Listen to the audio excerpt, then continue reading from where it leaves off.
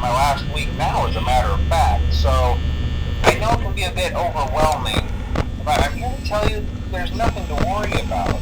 You'll do fine. So let's just focus on getting you through your first week, okay? Let's see. First, there's an introductory greeting from the company that I'm supposed to read. It's kind of a legal thing, you know. Welcome to Freddy Fazbear's Pizza, a magical place for kids and grown-ups alike, where fantasy and fun come to life. Fazbear Entertainment is not responsible for damage to property or person.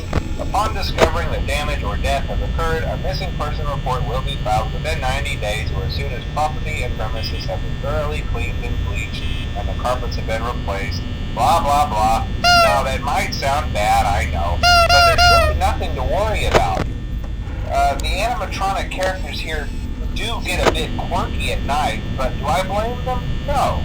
If I were forced to sing those same stupid songs for 20 years and I never got a bath, I'd probably be a bit irritable at night too.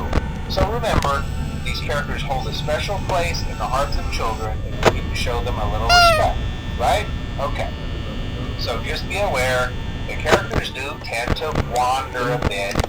They're left in some kind of free roaming mode at night. Something about their servos locking up if they get turned off for too long. They used to be allowed to walk around during the day too, but then there was the bite of 87. Yeah.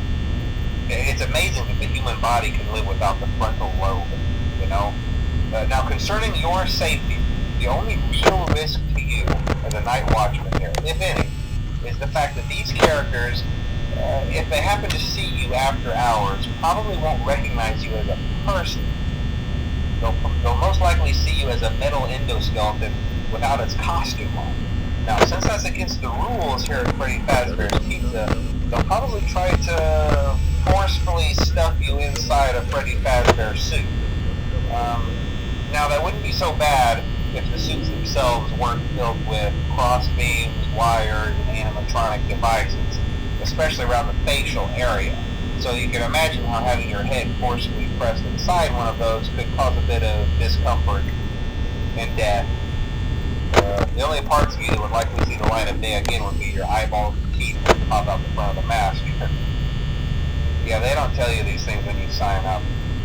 But hey, first station of the breeze. I'll chat with you tomorrow. Check those cameras and remember to close the doors only if absolutely necessary. Gotta conserve power. Alright, good night.